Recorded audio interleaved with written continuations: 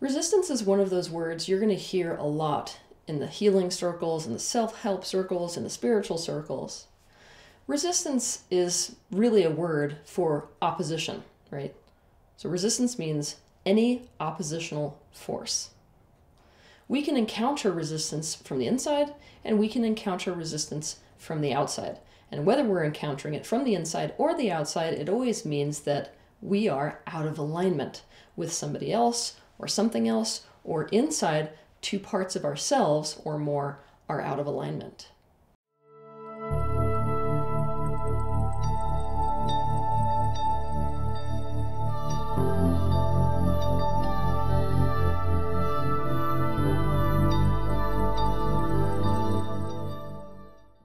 There are always negative consequences for not being in alignment, especially when we make a decision or take an action from that place of not being in a state of alignment. For this reason, it is so important when we meet with resistance to actually figure out what that resistance is about and to come to resolution so that we can come back into a state of alignment before we make a decision or take an action. To learn more about this in depth, you can watch my video titled Urgent: Deal with Your Resistance Before You Do Anything Else. All this being said, there's a major misconception that people have about resistance. This misconception is that resistance is always a bad thing, that whatever is in resistance is the problem, and that whatever is being resistant is always in the wrong. Therefore, the resistance is the thing that always must be released, gotten rid of, or bulldozed. You're going to hear people say things like, well, it's just their resistance, or you're going to hear people say, well, it's just my resistance. Now, you can hear in those words the connotation that the resistance is always in the wrong, right? But this is not always the case. It's easy to assume, however, and this is why people assume this. Let's say that what you want is a lifelong relationship, one that really lasts, one that's really successful. And you're thinking a thought like, I don't know what the point is. Every relationship ends anyway. Or you're speaking the words, nobody's going to be interested in me. I mean, let's face it, all anybody wants today is a booty call. Or the action you take is, instead of going out and meeting people, you just stay at home all day long in your apartment. That is an example of a resistant thought, a resistant word, and a resistant action. So that creates internally this oppositional force. Now, it's easy to see that in this scenario, the resistance is the problem, because the resistance is what is not making it possible for you to get what you want, which is a long-term relationship. However, resistance is not this straightforward. The truth is that resistance is not bad or wrong. It must be resolved, but it always exists for a very important reason, and sometimes it exists for a very good one. For example, let's say that what you really want is a long-term relationship, but you're experiencing resistance to committing to that person. That resistance to committing to them may exist because you have been left by people in the past, and you're so afraid of being left again that you're not really fully committing to the other person, even if this is somebody who will never leave you. However, let's say that you're in resistance because a part of you actually recognizes a lot of the red flags that are present in this person. Red flags that may indicate that this is somebody who's not actually capable of having a long-term relationship.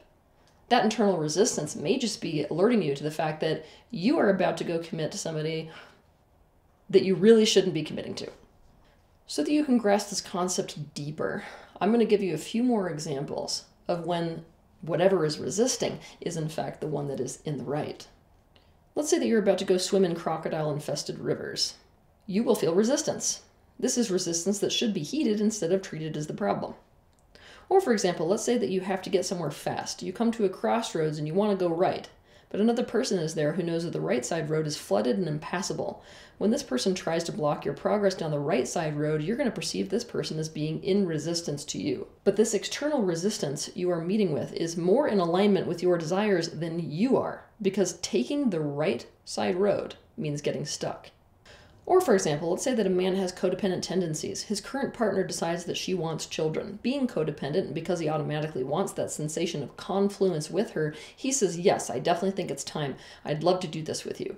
And starts having unprotected sex. But his actual authentic truth, that he won't look at is that he doesn't want children. He just wants confluence with his partner. That nagging feeling of no that he keeps suppressing, and the passive-aggressive way he's always too busy or not in the mood for sex when she's ovulating is resistance that actually represents his authentic truth.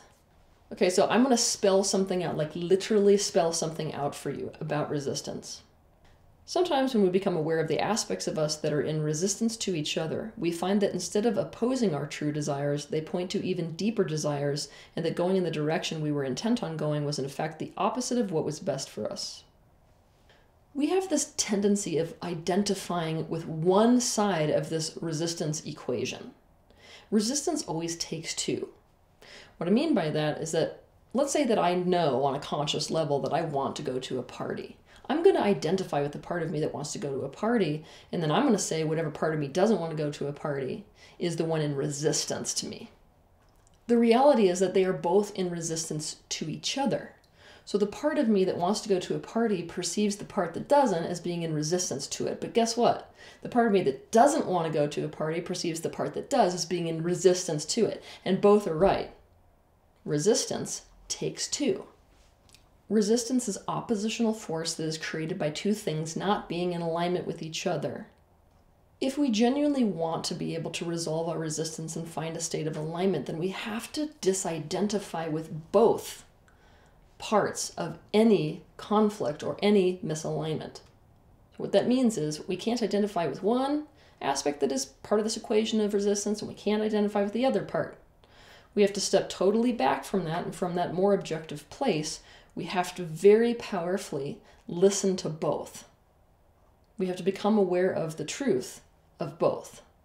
Resistance always carries important information. We need to directly face, see, hear, feel, and understand both sides of the equation of resistance. It's only by doing so that we can understand where this resistance is coming from and gain the information it contains and achieve a more objective perspective so as to be able to resolve the resistance and reach a state of genuine alignment instead. There is always a why to resistance. Resistance always exists for a very important reason. And it's only if we understand this that we will be able to actually resolve resistance and actually find a genuine state of alignment. Oh, and by the way, you should still be treating your resistance as if it's valid and important, even if that resistance exists for a reason that's not necessarily in alignment with what is true or what is real. And I'm going to warn you, if you do not treat resistance in this way, and instead you meet resistance with resistance, by already making your mind up that it's bad or that it's wrong or that it needs to change its stance or that it shouldn't be there, then you're not going to be able to understand what that resistance is trying to convey to you. You're not going to be able to take in that powerful information so as to arrive at a higher truth for you personally.